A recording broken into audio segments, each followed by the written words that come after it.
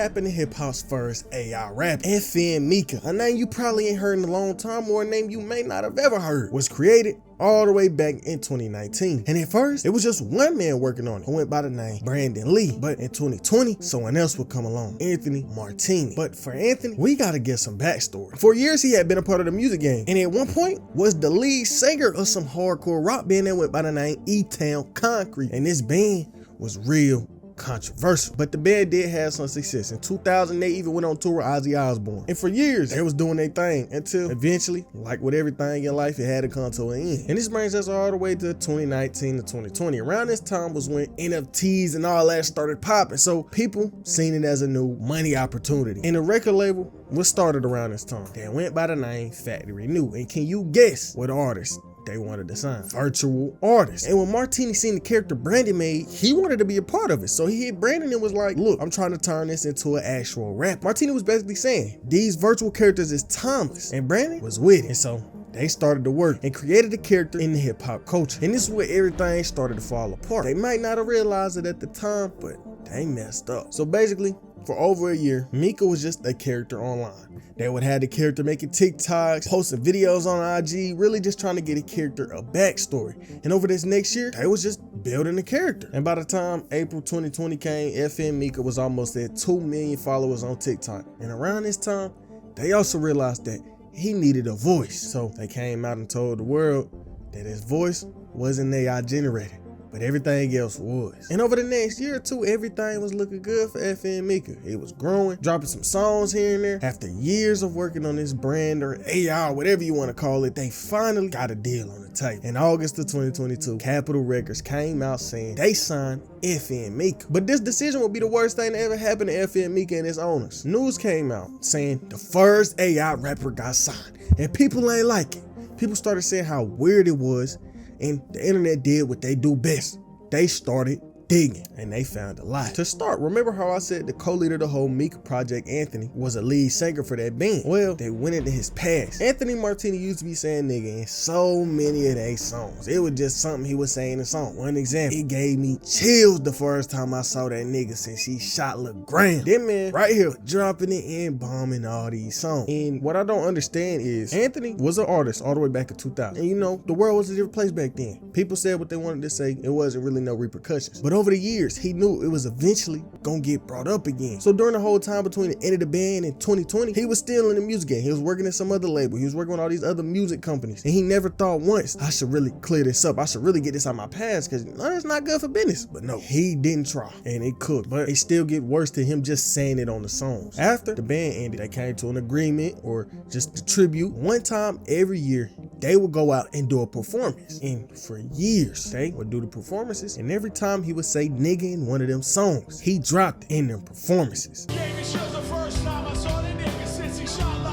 This clip I just showed from 2018, but how many times did he perform them songs and say what he said without being recorded? Still, the internet wasn't done yet. Remember how I said they was building up a backstory for FN Meka over the years? Well, the public looked into that backstory, and it was real disrespect. Not just to a person or two, but really the whole black community. People discovered some posts on the FN Meka account, and one of these posts was just crazy. Police brutality. What should I do? This guard keeps beating me with his baton cause I won't snitch. I ain't no rat. Life in prison is depressing. I wish I could get out so I could start making fire music again. These people got online and made fun of police brutality. Now, I'm not really the one to talk about politics on my channel, but you can see how wrong that is. Then that's not even talking about the rest of the post. They said the cop was beating me because I won't snitch and I ain't no rat. And Meka's supposed to be a black character. And at this point, it ain't just an AI character they made. They made a character making fun of a whole group of people. Then on top of that, the AI was constantly saying nigga in this song, and the whole internet was coming at its owners and Capitol Records. And the IG account Industry Blackout made a post going in on Capitol Records. Dear Capitol Records, it's come to our attention that your company has decided to partner with Factory New on signing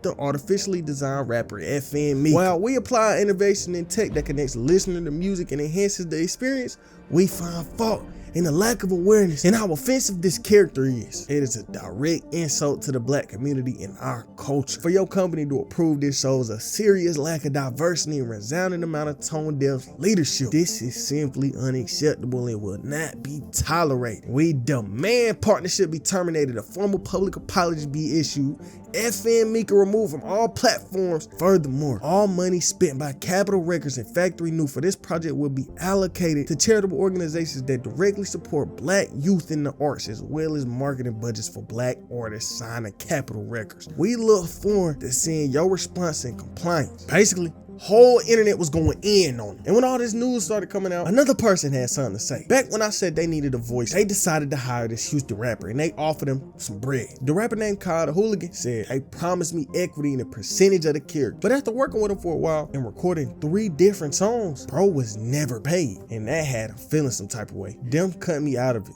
was like they was basically using me for the culture. I don't know about none of that Capitol Record stuff going on, the deals, or anything. This all news to me, because I thought it was over with. I'm seeing all this stuff and I never even got compensated. And Kyle ended up getting his attorneys involved and said that after the character started blowing up, they ghosted bro. I'm thinking like, okay, there's about to be some collab, something different for me, so where I could do my music and be on some AI stuff with this FN Meka character. So everything's going good.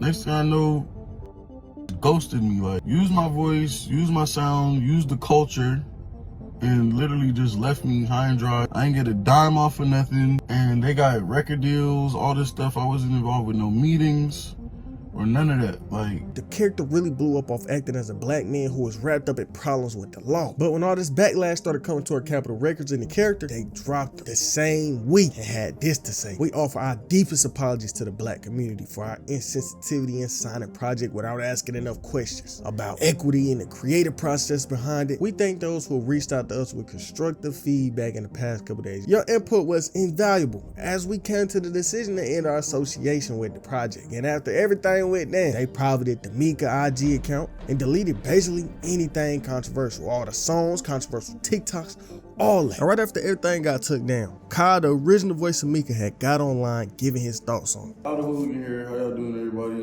Appreciate the love, the genuine support I've been getting. Just to update y'all, everything's been going good. I've been doing interviews.